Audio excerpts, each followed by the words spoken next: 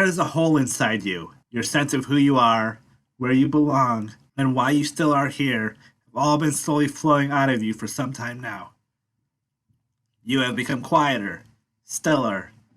There are people that cared about you, but you keep them away. You have felt your relationship with reality shifting. This does not scare you. However, you, of late, have decided to do something different. Something that takes you out of the apartment that you've been rattling around since it happened, like an inconsequential memory.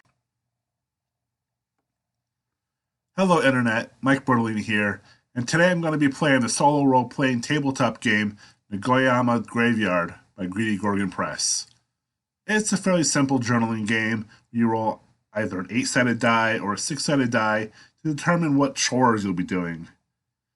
You are only volunteering at the graveyard for 16 days, from August 1st to August 16th, at which time I'm expected to provide a written resignation letter with as much or as little information as I choose. Perhaps I will have an interesting time, perhaps not, but we will see together. Now there are some basic rules to follow before I begin. An accurate uniform is worn at all times. The employee is responsible for the upkeep of the uniform. Upon crossing paths with a visitor, the employee is to step to the side and bow. The employee is to remain in a bow until the visitor has passed. The employee's shift begins at 4 p.m. and ends at 8 p.m.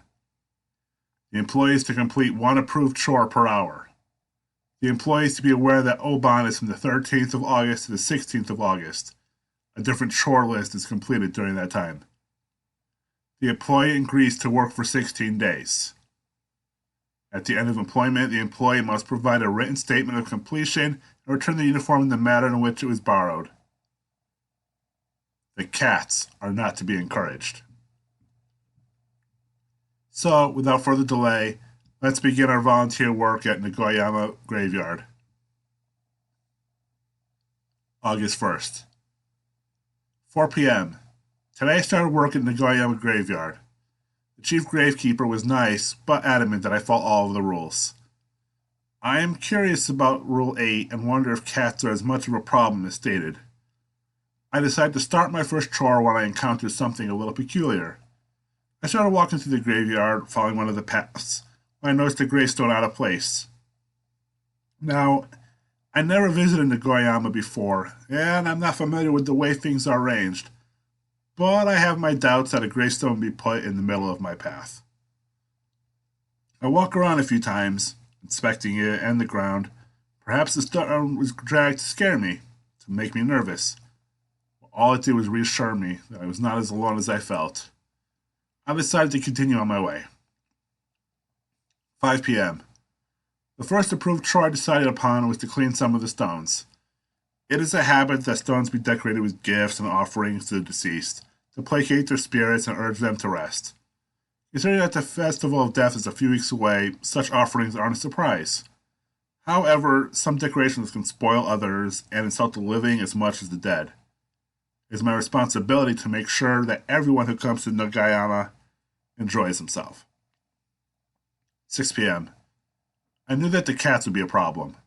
They were such a nuisance that they made the chief's list of things not to do. When I saw a small crowd, I decided to take care of them. One of my chores was to shoo the cats, and that's what I decided to do. 7 p.m. The crowd of cats killed several groupings of flour, so I cleaned that up. When my day had reached its end, I decided to go home, shooing a few more cats on my way out of the graveyard. August 2nd, 4 p.m. Now that I've cleaned up the flowers, it's time to clean the flower beds, so I begin to weed. I know that I can't spend all day doing it, but an hour wouldn't hurt. 5 p.m. All of that weeding has a side effect. The gravestone nearest my work became dirty. I couldn't have that, so I spent time cleaning stone, which is as entertaining as it sounds. 6 p.m. I cleared more food and drinks left by mourners on gravestones, some for their family and some for strangers. 7 p.m. I sweep the stairs as a step as my last act before I go home. I'm glad I gave myself enough time, as it took nearly an entire hour to sweep each step clean, only for a short rain shower to ruin all of my work. Oh well, until tomorrow. August 3rd, 4 p.m. I resume weeding again. The size of the graveyard means that this task will occur nearly every day that the weather and visitors permit. 5 p.m. While weeding, I move around and find, to my horror, a gravestone with a name I recognize. It's not a family member, but the name of a friend that had moved to another country years ago. I had no idea that he returned home, and I had no idea that he had died. I am so intrigued that I spend more time than otherwise recommended pursuing information concerning my apparently late friend. 7 p.m. I frantically tried to resume weeding.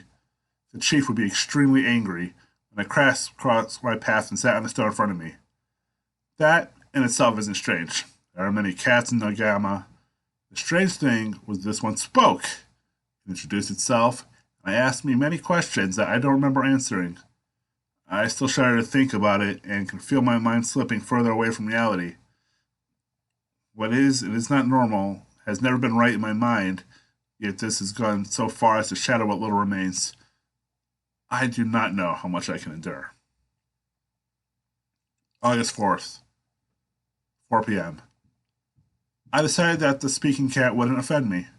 I resumed my work and yard maintenance, clearing dead and dying flowers left by visitors on marked graves.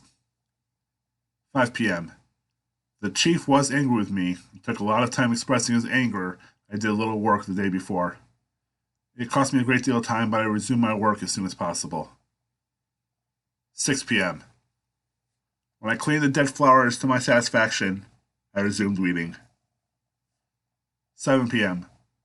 There is no rain in the forecast this time as I sweep the stone steps of the stupa. Perhaps I will climb these steps someday as a visitor to the towering stones at its peak. Yet today is not that day. August 5th, 4 p.m. The graveyard was overwhelmed with cats upon my arrival, and I spent nearly an entire hour getting them to run away. 5 p.m. The cats defecated on the steps I had cleaned the day before, and I swept them again, cleaning them from the debris left by the furry miscreants. 6 p.m. I return to my typical task of weeding. I feel that I must be moving further through the cemetery, but it's a large place. 7 p.m. I weed until it's time for me to leave. I'm confident that I'll complete the weeding before the stalks grow again. August 6th. My honest fear is that I will have nightmares about weeding. I do it so often. This was not the task I signed up for, but I will do it to the best of my ability. 5 p.m. I stop my weeding just long enough to clean the gravestones. My body aches from the constant bending.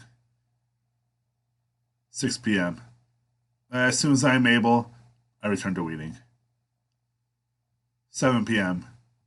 My body hurts from all this weeding, and I have to wonder if I'll even reach the end of my volunteer period.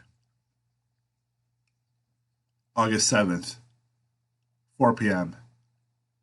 I walk out into the graveyard, into a place that I'd spent much time in, and froze when I saw a towering monolithic gravestone in the middle of a square patch of grass where no gravestone had previously been. Even stranger, it appeared to be the same stone that had been in my path when I first started. But I don't have time for anything strange, and I decided to ignore it and go on with my day. 5 p.m. The chief gave me an enormous weeding assignment today, and I intend to get through as much as possible. But a passing visitor meant that I had to stop and wait. And wait. And wait. 6 p.m. I cleared more dying flowers rather than weed for the entire day, making my way to the north end of the graveyard where I'd spent an unfortunate amount of small time. It was overgrown, meaning that the chief would eventually have me spend days here, but it was serene. 7 p.m. I decided to clear the algae from the pond, which I didn't mind, because the stifling heat was brushed aside by the cooler air around the pond. August 8th, 4 p.m. I decided to spend some time near the pond and clean some dying flowers that had been discarded there. Actually, there were many dying flowers discarded there, and I cleaned them all. 5 p.m. I washed a grave. The idea of it seemed ridiculous to me before, and it still seemed ridiculous. The chief asked me to do this, and I wanted to spend as much time as possible near the pond. 6 p.m. I walked to the center of the graveyard, relaxed since I didn't spend the entire day weeding, and casually cleaned the steps of the stupa as numerous cats watched. 7 p.m. I shooed the cats where I noticed them, but many departed of their own accord, disinterested in me.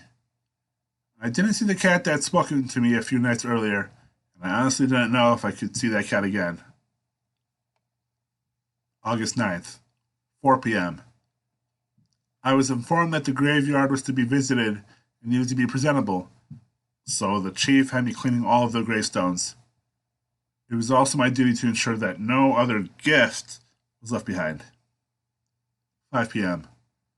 I was in the process of cleaning, being thorough, when a visitor arrived. It was not the visitor expected, but I still had needed to bow respectively until we had gone. 6 p.m. I resumed cleaning as soon as I could, removing discarded food and drink containers. 7 p.m. The rain started while I was still cleaning till my day had reached its end. Hopefully the rain will cease and be able to return to work as soon as possible. August 10th, 4 p.m. It continues to rain. The work is very minimal inside. All I could do indoors was washing the walls. 5 p.m. Once the rain had reached its end, I went outside to resume cleaning, but a visitor crossed my path and I bowed. The visitor stopped and spoke to me. He introduced himself, made a comment about the weather, asked me if anything special had stayed in my mind. I don't know how long I spoke to the man in the hat, but it was hours, and the chief wouldn't be happy. 7 p.m. When I could finally resume cleaning, I did so, but I spent the rest of the time thinking about the conversation. August 11th, 4 p.m. The chief wasn't happy with my level of work, but he would have been more angry if I'd angered a visitor, so all was forgiven in the end. He sent me to clean the one part of the graveyard that I hadn't achieved, the pond area. I started cleaning all the algae away and making sure that everything was presentable to the unnamed visitors. 5 p.m. Cleaning took longer than I thought. Well, attention must have been paid there. 6 p.m. Eventually, as in my lot of life, I go back to weeding, and that is where I spend the rest of my day. August 12th, 4 p.m. I'm afraid that I'll never finish weeding in time for the festival or whenever the visitors come. To be honest, I think the chief might have lied about a special visitor just to get me to work harder. I spend all day weeding. I must if I'm to finish in time. August 13th, 4 p.m. Visitors are coming in droves to the graveyard. I need to keep everything orderly. 5 p.m. My responsibility is to aid visitors now, and showing the living to the tombs of the dead is one of my jobs. This is what I signed up for. 6 p.m. I must keep everything in order, from the cars to the equipment, which must be replenished when the festival is over. 7 p.m. A soldier stands on the steps of the stupa, not saying anything, but keeping watch. I almost considered speaking to him, but I noticed he is translucent, and the fear grips me. August 14th, 4 p.m. I run to help the visitors as soon as I arrive when I notice that the faces on the tombs change. I shudder and my mind screams, but I keep it together. I must. 5 p.m. I spend the next few hours helping the living. 7 p.m. I kept hearing complaints about the cats, so I spend the last hour of my day shooing them away with enough vigor that I am nearly violent. August 15th, 4 p.m. I organize more tools and quickly move around the graveyard when I'm free of visitor questions. 5 p.m. The weather takes a sudden turn for the worst as I'm running around, raining with such force that it feels like bullets are falling from the sky and I must seek shelter. I look up to the sky to curse whatever deity might be listening, and I pause. The clouds have taken interesting shapes, of skulls and insects, gore and death. My mind cries out in terror as I feel overcome by the unsettling nature of it all, and I scream. I'm committed to the hospital after suffering a mental break on August 15th. I am unable to craft a reasonable letter of resignation, but my uniform is turned in, cleaned and pressed. I can't be sure why I decided to volunteer at the graveyard, but it was the visage of death that ended my time there. Thanks for watching. A lot is left up to the player in this game, which I enjoyed, but the randomness meant that I had to change some of the events. Still, it was very enjoyable, and I encourage everyone to play it. A link to the game on Drive-Thru RPG is in the description. Remember to like, subscribe, and ring that bell icon. Thanks for watching. Have a great day.